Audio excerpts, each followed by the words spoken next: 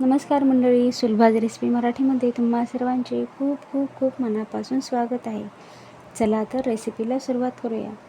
तर तुम्ही इथे पाहिलेच असेल की मी एक पालकाची जुडी घेतलेली आहे आणि ते निवडून स्वच्छ धुवून घेतलेली आहे, जेणेकरून त्यातली माती सगळी निघून जाईल.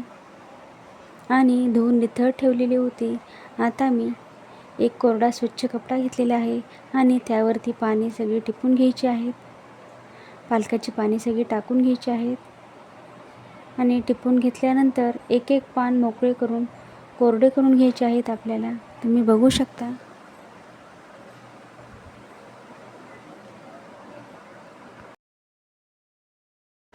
तुम्ही इथे बघू शकता पालकाची पाने कोरडी झालेली आहेत आणि आपण आता ती बारीक चिरून घेणार आहोत. या पद्धतीने एकदम बारीक चिरून घ्यायची आहेत आपल्याला.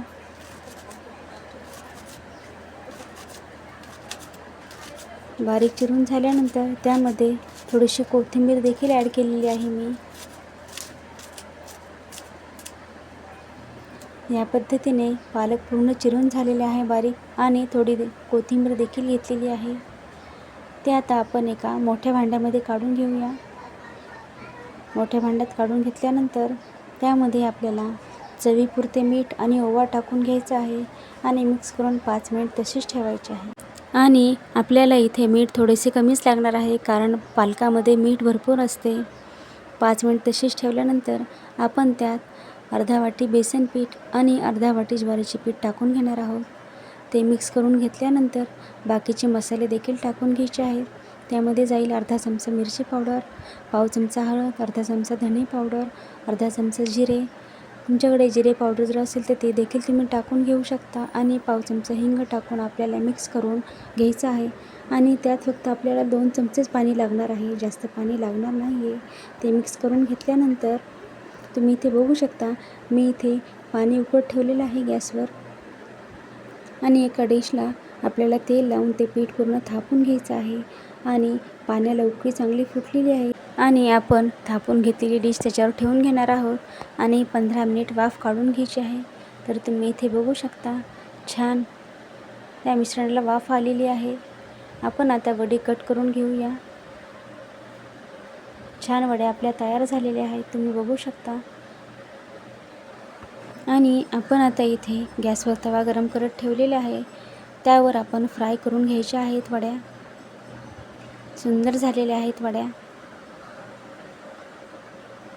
इथे तव्यावरती 1 चमचा तेल टाकून घ्यायचे आहे आणि वड्या आपल्याला ठेवून घ्यायच्या आहेत.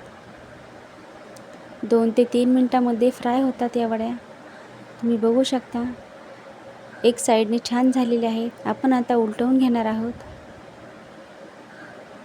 उलटवून घेतल्यानंतर दुसऱ्या साईडने देखील अर्धा चमचा तेल टाकून आपण फ्राय करून घेणार आहोत. सुंदर झालेल्या आहेत वड्या आपल्या, तुम्ही बघू शकता. या पद्धतीने केल्यानंतर छान होतात. आपण आता या वड्या काढून घेणार आहोत. तुम्ही बघू शकता.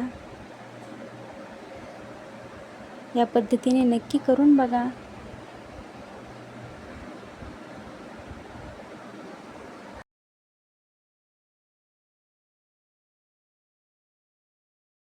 सुंदर झालेली आहे वडी, तुम्ही बघू शकता. बाहेरून कुरकुरीत, आतून खुसखुशीत. या पद्धतीने केल्यानंतर टेस्ट पण खूप भारी लागते. तुम्ही नक्की करून बघा आणि तुमची रेसिपी कशी झाली ती मला कमेंट बॉक्समध्ये सांगायला विसरू नका. धन्यवाद.